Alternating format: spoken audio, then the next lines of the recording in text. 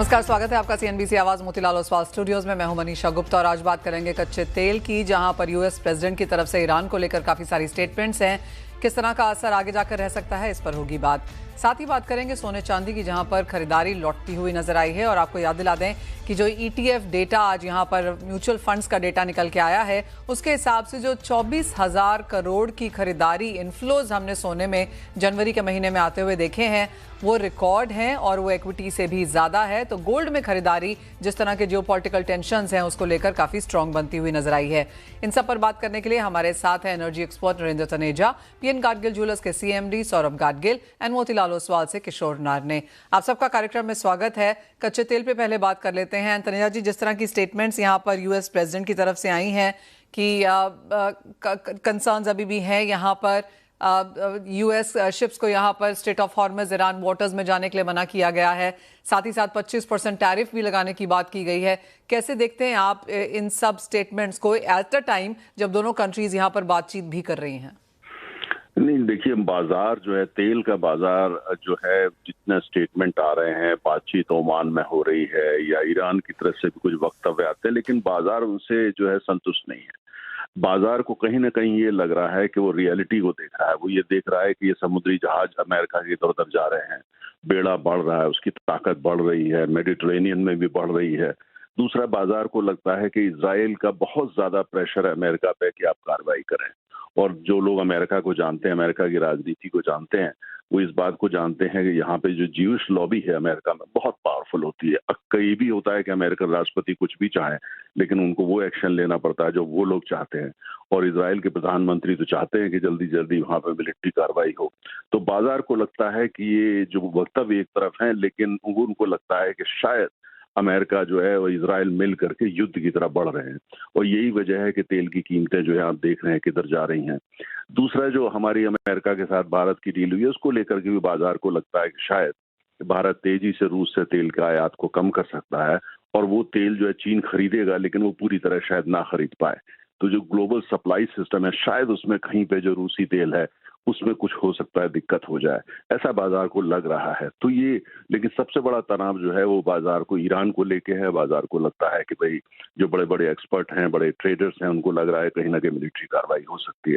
वो आपको कीमतों में आज की तारीख में रिफ्लेक्ट कर रहा है। क्लियरली एक जो बाजार को कंसर्न है वो शायद सिर्फ ईरान को लेकर है, बाकी चीजें आप कहेंगे थोड़ी सॉर्ट होती हुई नजर आ रही हैं। ईरान एक वाइल्ड कार्ड है अभी भी। ईरान ही सबसे बड़ा इस समय कार्ड है। देखिए, यूक्रेन को लेकर लगता है उनको कि जो बातचीत हो रही है, शायद कोई समाधान निकल जाए। ऐसा नहीं है कि वहां पे कोई एकदम पीस अकॉर्ड हो जाएगा, लेकिन बाजार को लगता है शायद युद्ध रुक जाए। लेकिन यूक्रेन को लेकर जितने भी फैक्टर्स हैं तेल की कीमत को लेकर के, वो बाजार उसको एकोमोडेट कर चुका है, एडजस्ट हो गया है। तो यूक्रेन प्रीमियम जो है वो आज की कीमत के अंदर ऑलरेडी है और बाजार उसको जो है एडजस्ट कर चुका है। लेकिन ईरान जो है वो बहुत बड़ा मुद्दा है। 25% तेल जो है दुनिया का वो स्ट्रेट और हॉर्मुज से निकलता है। इसके अलावा ये है कि अगर ईरान जो है उसके ऊपर हमला होता है और वो जवाबी कार्रवाई में जो तेल के ठिकाने हैं सऊदी अरब में या अबू धाबी में या कुवैत में या इराक में, उन पे हमले कर देता है, और साथ में अमरीकी जो फौजी ठिकाने हैं उस इलाके में काफी हैं, उन पे हमला कर देता है, तो फिर तो एक तरह का रीजनली सही, लेकिन वो महायुद्ध हो जाएगा मिडिल ईस्ट में। और ऐसा होता है तो जो उसके रिपरकशंस हैं वो बहुत जबरदस्त होंगी पूरी दुनिया की अर्थव्यवस्था के लिए। उसमें भारत भी शामिल है। तो इसको लेके बाजार में भारी चिंता। लोगों को पता है कि ट्रम्प साहब जो है वो कहते कुछ हैं, करते कुछ हैं। वो सिग्नल अपनी गाड़ी का देते हैं, वो लेफ्ट जाएंगे, लेकिन चले वो राइट जाते हैं। तो इसलिए बाजार उनके जो वक्तव्य आते हैं उसको लेकर के नहीं देखता। बाजार ये देख रहा है कि वो कर क्या रहे हैं, वहां की फौज कर क्या रही है। इतने सारे वहां पे जो है जंगी जहाज पहुंच गए हैं, एयरक्राफ्ट कैरियर पहुंच गया है, हवाई जहाज पहुंच गए हैं, और साथ में मेडिटरेनियन में पहुंच गए हैं, सुना है यूरोप में भी कुछ और आ गए हैं। तो बाजार तो उनको देख रहा है, और वो सबको देख के लगता है इतनी बड़ी तैयारी किस बात के लिए की जा रही है। तो वक्तव्यों पे नहीं जा रहा, तैयारी पे जा रहा है। और ईरान जो है उसने बिल्कुल स्पष्ट कर दिया है कि उसके लिए अस्तित्व की लड़ाई होगी, और अगर ऐसा होता है तो वो जवाबी कार्रवाई करेगा, और उनका कहना है कि वो पूरी दुनिया को उसमें लपेटेगा। तो ये सारी जो बातें, इसको लेकर बाजार में काफी चिंता है। लेकिन जो आज कीमत आज आप देख रहे हैं, अभी भी बाजार वो चिंता को पूरा मैनिफेस्ट नहीं कर रहा, रिफ्लेक्ट नहीं कर रहा। अगर वो पूरा रिफ्लेक्ट करे तो कीमत जो है वो कहीं ज्यादा हो जाएगी। तो लेकिन अभी भी बाजार मान के चल रहा है कि शायद ऐसा ना हो, शायद ऐसा ना हो, लेकिन साथ में वो भी रियलिटी को लेके चल रहा है कि जो तनाव है वो ये है। डिमांड सप्लाई फंडामेंटल पे देखें तो जो इस समय ब्रेंट की कीमत चल रही है बिल्कुल होनी चाहिए, बस बहुत ज्यादा जो है मेरे अपने कैलकुलेशन के हिसाब से $8 से $9 इस समय जियोपॉलिटिकल प्रीमियम है, या आप उसको कहें तो ईरान प्रीमियम है, लेकिन बाजार इसको लेके बहुत चिंतित है। आपको क्या लगता है एक worst and best case scenario prices में कैसा बन पाएगा? मनीषा, आपने बहुत अच्छा प्रश्न किया। काश मैं प्रेसिडेंट ट्रम्प के दिमाग में क्या चलता है उसको समझ पाता। उनके जो बड़े सहयोगी, उनके सलाहकार, उनके विदेश मंत्री, उनके नेशनल सिक्योरिटी एडवाइजर, मुझे लगता है यहाँ तक कि उनकी पत्नी भी, किसी को नहीं पता वो क्या सोचते हैं और क्या करते हैं। लेकिन इतना जरूर है कि इतना उनको समझ में आने लगा है कि अगर ईरान पे हमला करते हैं तो उसके जो परिणाम होंगे वो ऐसे होंगे जिसको वो संभाल नहीं पाएंगे।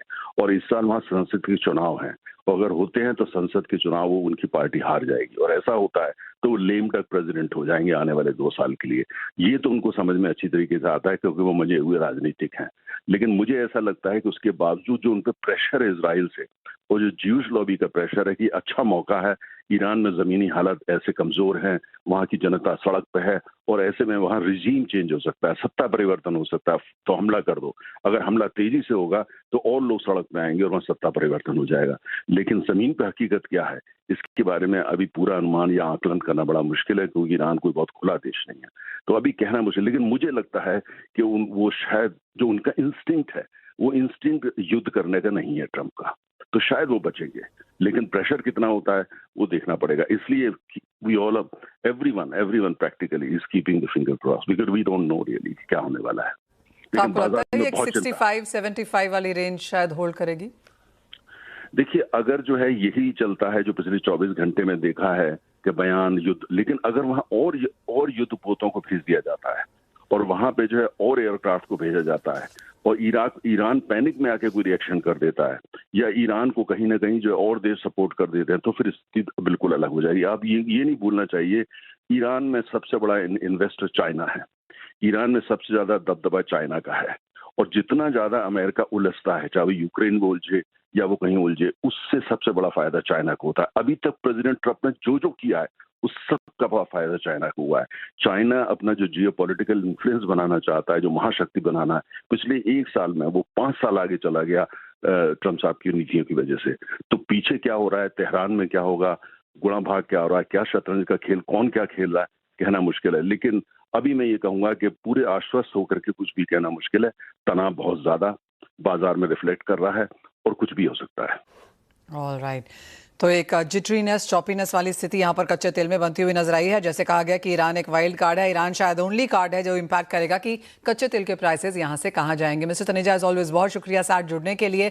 लेकिन जो फ्लैशेस हम चला रहे थे वो आपकी स्क्रीन पे अब लेके आना चाहेंगे, क्योंकि ईटीएफ का डेटा आया है एएमसी की तरफ से, और उसमें ये देखने को मिला है कि सोना और चांदी दोनों में जिस तरह के इन्फ्लोज देखने को मिले हैं वो रिकॉर्ड नंबर्स पे हैं। चांदी के इन्फ्लोज यहाँ पर ऑलमोस्ट 9,400 करोड़ के आसपास देखने को मिले, और जिस तरह का डेटा म्यूचुअल फंड्स की तरफ से आया था वहां पर भी गोल्ड इनफ्लो जो है वो इक्विटी के मुकाबले ज्यादा है, 24,000 करोड़ का है। वो डेटाज नंबर्स आपकी स्क्रीन पर वहां पर चढ़ते हुए, तो गोल्ड सिल्वर यहां पर इक्विटी के से ज्यादा इनफ्लो हमने यहां पर आता हुआ देखा है। Kishore, clearly interest gold and silver में काफी ज्यादा है, लोग फिजिकल में तो ले ही रहे हैं, लेकिन जिस तरह से एक फाइनेंशियलाइजेशन हमने यहां पर होता हुआ देखा है, फंड्स एंड ईटीएफ्स में जिस तरह की बाइंग है, रिकॉर्ड नंबर्स जनवरी की तरफ से। Yes, good morning, Manisha. I think that last retail leg of buying आपको हर जगह पे देखने के लिए मिला था, जो सोने का शोरूम्स हो, जहाँ पे सिल्वर फिजिकल बिक रहा हो, सिल्वर ईटीएफ हो और गोल्ड ईटीएफ हो। आई थिंक जो रश टू बाई था, दैट फोमो फीलिंग जो है वो बहुत ही ज़्यादा जो हम लोग को जनवरी फर्स्ट 2 वीक्स में देखे थे। I think that impact of flows also is the more or less same in that trend. But अभी इंटरेस्टिंग बात यह है कि यहाँ से अगले 2-3 महीना, स्पेशली जो है फरवरी, मार्च और अप्रैल, जो अगले 3 महीना कि ये जो लास्ट वॉलेटिलिटी देखने के बाद, आखिरी हफ्ता जो है जनवरी का, तो उसका वॉलेटिलिटी, फरवरी का फर्स्ट वीक का वॉलेटिलिटी देखने के बाद कैसे रिटेल इन्वेस्टर्स इसको ट्रीट करेंगे। मैं एक देख रहा हूँ कि very large investors and institutional buying जो है, वहाँ पे अभी भी जो स्ट्रेंथ है उसमें काफ़ी काफ़ी लोग हैं कि अगर नीचे आ रहे हैं, बार्गेन हंटिंग में आ रहे हैं तो फर्दर फंड एलोकेशन चल रहा है। एंड अल्ट्रा एचएनआई जो फैमिलीज़ है, फैमिली ऑफिसेस है, वहाँ पे मेरे को काफ़ी डिमांड दिख रहा है because they are seeing that this kind of sharp sell off as an opportunity to invest. Actually काफ़ी साइडलाइन में जो मनी था वो आ रहा है। But it will be very interesting to see next 2-3 महीने में how retail investor will behave. हम भी काफ़ी क्लोज़ली वॉच कर रहे हैं एंड स्पेशली फरवरी मार्च का फ्लोस देखना बहुत ज़रूरी है कि कितना हद तक इन लोगों का जो मूड है वो बदल चुका है कि या अभी भी उन लोग रिटर्न्स को चेज़ कर रहे हैं कि नहीं। इन सब के बीच में आपकी क्या सेंस है, कहाँ जा सकते हैं गोल्ड एंड सिल्वर के prices? So I think we continue to be bullish, especially gold actually, because fundamentally and underlying जो structural trend है वो कभी change नहीं हुआ है। इनफैक्ट जो फंडामेंटल्स के आगे चल चुका है उसका डिसेंट करेक्शन हो चुका है, काफी अच्छा वैल्यू बाइंग में आ गया। सो एक ही फंडामेंटल फैक्टर है which is called dedollarisation. Dedollarisation में सेंट्रल बैंक रिजर्व डाइवर्सिफिकेशन हो, gold as a replacement of dollar as a trade currency हो, जो भी हो ये कंटिन्यू रहेगा ये स्टोरी। सो आई थिंक उसमें $5,800 to $6,000 is a reasonable medium term target. It could be 12 months to 14 months ahead. यहाँ से आपको 1000 से $1,200 के आसपास का अपसाइड मिलेगा, which is around 20-25% from the current levels. Metals कैसे देखेंगे आप किशोर, क्योंकि यहाँ पर भी हमने कुछ मुनाफा वसूली आते हुए देखी है। जैन का महीना बहुत बेहतरीन था, all time highs, multi year highs. Feb में एक कंसोलिडेशन गिरावट के साथ कारोबार है, यहाँ पर क्या करने की राय है? आई थिंक कॉपर में अच्छा खासा हम लोग आई थिंक ऑलमोस्ट 38% रैली देखने के बाद एक प्रॉफिट टेकिंग देख रहे हैं मार्केट में। And one is thing is that physical market में थोड़ा रिफ्लेक्ट कर रहा है, स्पेशली जो चाइनीज बाइंग हो या अमेरिकन जो डिमांड है वो थोड़ा ठंडा होते हुए नजर आ रहा है। जो अमेरिकन स्टॉक पाइलिंग था बिफोर ड्यूटी इम्पैक्ट के वजह से, जो स्टॉक पाइलिंग हुआ था वो फ्रंट लोडेड हो गया था, तो नेचुरली वहां पे जो डिमांड है वो कमजोर होना एंटिसिपेटेड था, बिकॉज ये जो इन्वेंट्री जब तक खप नहीं जाएगा तब तक आपको नया डिमांड थोड़ा सा स्लो होगा। बट ये महीना जनवरी का जो कॉपर इंपोर्ट्स है into China and actually exports of copper also out of China is slightly increased actually. इसका वजह से एक्चुअली क्या है कि ये एक्सपेक्टेशन है कि domestic consumption of copper in China थोड़ा सा स्लो डाउन हुआ है, उसके वजह से यहाँ पे करेक्शन एक्सटेंड हो सकता है थोड़ा। आज के लिए इंट्राडे में शायद थोड़ा एक बार डॉलर इंडेक्स का भी प्रभाव है, यहाँ पे डॉलर इंडेक्स थोड़ा सा हल्का सा बढ़ा हुआ है, उसके वजह से कमोडिटीज में भी थोड़ा सेल ऑफ है। But eventually I think anywhere close to 1200 या 1210 के आसपास आपको ये वैल्यू बाइंग दिखता है। डॉलर टर्म्स में 12,000 के आसपास, $12,000 के आसपास। बट मीडियम टर्म जो है आई थिंक 16 से $18,000 का जो कॉपर का जो ट्रेंड है वो जारी है। और ये शॉर्ट टर्म कंसोलिडेशन सारे कमोडिटीज में मेरे हिसाब से ये पूरा फरवरी और मे बी मिड मार्च तक चल सकता है, देखने को मिलेगा। पॉइंट टेकन, बहुत शुक्रिया किशोर। तो बाइंग अपॉर्चुनिटीज यहाँ पर गोल्ड, सिल्वर, कॉपर सभी जगह यहाँ पर है, लेकिन फेब का महीना यहाँ पर थोड़ा सा वॉलेटाइल और भी रह सकता है। हमारे साथ अब पीएन गार्गिल ज्वेलर्स के सीएमडी सौरभ गार्गिल हैं। सौरभ नमस्कार and congratulations. Quarter on quarter, year on year जो नंबर्स हैं काफी बेहतरीन देखने को मिले हैं, क्या कहेंगे आप, क्या व्हाट वर्कड फॉर यू? नमस्कार मनीषा, थैंक यू। जैसे आपने कहा quarter quarter has been a good growth, और मुझे हिसाब से जो क्वार्टर था Q3 वो हमेशा एक अच्छा क्वार्टर रहता है क्योंकि वो दिवाली का क्वार्टर है। इस साल दिवाली और द ब्लॉकबस्टर दिवाली, लोगों का इंटरेस्ट बहुत था गोल्ड सिल्वर में। हमने हमारा one day all time high almost 200 crore का सेल किया था दशहरा के दिन। दिवाली 4 दिन का सेल था 600 करोड़ के ऊपर। सो ओवरऑल मुझे लगता है ये क्वार्टर अच्छा गया था। एंड मोमेंटम जो दिवाली के बाद शादी का पिकअप हुआ है, इन्वेस्टमेंट मोमेंटम है, वो अभी तक जारी है। सो मेरे हिसाब से ये क्वार्टर भी काफी अच्छा रहेगा। ये क्वार्टर में गुड़ी पाड़वा है, महाशिवरात्रि है, होली है। सो ये त्योहार को देखते मेरे हिसाब से ये Q4 भी अच्छा जाएगा। और ये पूरा साल ज्वेलरी इंडस्ट्री में लोगों का इंटरेस्ट बना रहा है। प्राइसेस ऊपर है लेकिन फिर भी लोगों का कॉन्फिडेंस है गोल्ड में, ज्वेलरी में, बुलियन में, इन्वेस्टमेंट में, सिल्वर में, सब जगह गोल्ड लोगों का इंटरेस्ट अभी तक बरकरार है। सौरभ, अब पीएन गार्गिल की तरफ से अब हम देखते रहते हैं नए लॉन्चेस यहाँ पर, नए ब्रांड एम्बेसडर्स भी। तो अब क्योंकि होली है, गुड़ी पाड़वा है, जैसे आप गुड़ी पाड़वा पे आई रिमेंबर आप कुछ ना कुछ यहाँ पर नया करते हैं, तो क्या नया करने की उम्मीद है इस क्वार्टर में, और किस तरह का स्टोर एक्सपेंशन अब आपकी लिस्ट पर है? जैसे आपने कहा कि नए ब्रांड एम्बेसडर्स, तो हमने सारा तेंदुलकर को लिया था फॉर लाइफस्टाइल, क्योंकि सारा एक फैशन ग्लैमर आइडेंटिफाई करती है और गर्ल नेक्स्ट डोर की इमेज है। सो लाइफस्टाइल जो ब्रांड हमारा है, लाइट वेट ज्वेलरी का, कैजुअल वेयर, एवरीवेयर ज्वेलरी, उसका पिकअप अच्छा हो रहा है, उसके स्टोर एक्सपेंशन प्लान है। पीएनजी की बात करें तो हमने महाराष्ट्र के बाहर जो एक्सपेंशन किया था, यूपी में, बिहार में, तो उसको और स्ट्रांग बनाने के लिए और एक्सपैंड करने के लिए हमने रणवीर कपूर को साइन किया है अलॉन्ग विद माधुरी दीक्षित। सो रणवीर कपूर के साथ हम लेगेसी के ऊपर बड़ी कैंपेन कर रहे हैं, और हमारे यहाँ जो टैगलाइन है, legacy is our biggest gold, इसका इम्पैक्ट बहुत अच्छा आ रहा है। सो ये दोनों brand ambassador along with Madhuri एक अच्छा काम कर रहे हैं पीएनजी के लिए। अभी हमारा फाउंडेशन डे था 9 फेब को, कल ही।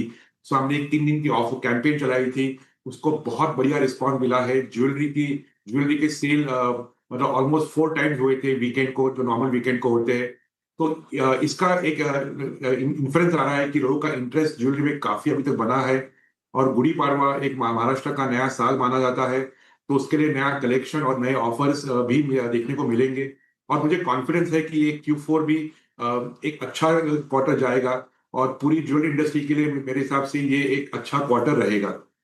सौरभ, वेरी क्विकली, आपको क्या लगता है किस रेंज में गोल्ड प्राइसेस रह सकते हैं आने वाले 3-6 महीने में?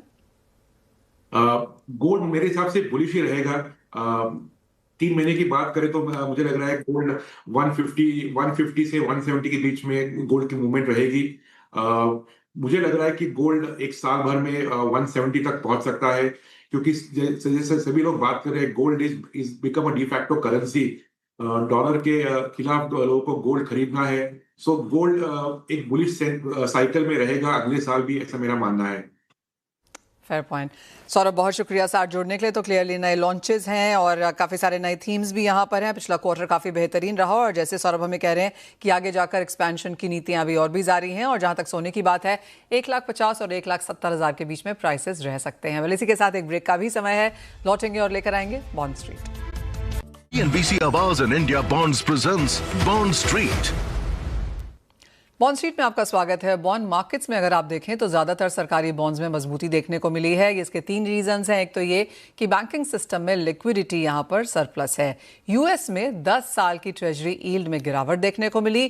5 साल OIS रेट में भी यहाँ पर कुछ नरमी देखने को मिली है। हैविंग सेड दैट, जो चीज़ यहाँ पर प्राइसेस को कैप कर रही है वो ये है कि स्टेट बॉन्ड ऑक्शन यहाँ पर है, और 48,000 करोड़ का यहाँ पर इशुएंस निकल के आने वाला है, और वो आज का ही दिन है, और वो एक चीज़ है जो प्राइसेस को यहाँ पर कैप किए हुए है। लेकिन एक और डेटा आपको दिखाते हैं जहाँ पर डेट म्यूचुअल फंड्स का किस तरह का AUM होल्डिंग है, और ओवरऑल मार्केट्स में किस तरह का इसका परसेंटेज शेयर है। तो सबसे पहले यहाँ पर अगर बात की जाए लिक्विड फंड की, तो यहाँ पर करीब 5 लाख करोड़ की होल्डिंग्स हैं। मनी मार्केट में ओवरऑल देखा जाए तो 3 लाख करोड़ की होल्डिंग्स हैं। यही वो बाजार हैं जहां पर अच्छे खासे AUMs हमने क्रिएट होते हुए देखे हैं। कॉर्पोरेट बॉन्ड्स की अगर बात की जाए तो यहां पर भी 2 लाख करोड़ से ज़्यादा का AUM बन चुका है। लो ड्यूरेशन जो फंड्स हैं यहां पर 1,50,000 के आसपास की मूवमेंट है। शॉर्ट ड्यूरेशन फंड्स में भी होल्डिंग ठीक ठाक है, 1,36,000 करोड़ वहां पर है। जो अल्ट्रा शॉर्ट ड्यूरेशंस है, clearly short term near immediate gratification वाली चीज़ जो है, वहां पर 1,31,000 करोड़ की AUMs हैं। ओवरनाइट की बात की जाए तो ये 79,000 करोड़ है, और बैंकिंग एंड PSU की बात की जाए तो 79,000 करोड़ की AUMs यहाँ पर भी हैं। जो कम जिम्मेदारी या हिस्सेदारी वाली कैटेगरीज हैं वो है गिल्ट, यहाँ पर 38,000 करोड़ है। डायनामिक बॉन्ड्स की बात की जाए तो 36,000 करोड़ के बहुत आसपास ये नंबर निकल के आ रहा है। क्रेडिट रिस्क 19,900 करोड़ है। लॉन्ग ड्यूरेशन 17,600 करोड़, और साथ ही साथ अगर मीडियम टू लॉन्ग ड्यूरेशन देखी जाए तो 11,000 करोड़ के AUMs यहाँ पर हैं। इंफ्रास्ट्रक्चर डेट काफ़ी कमज़ोर नजर आता है। 900 करोड़ की डेट की होल्डिंग क्लियरली यहाँ पर सिर्फ बनती हुई दिख रही है।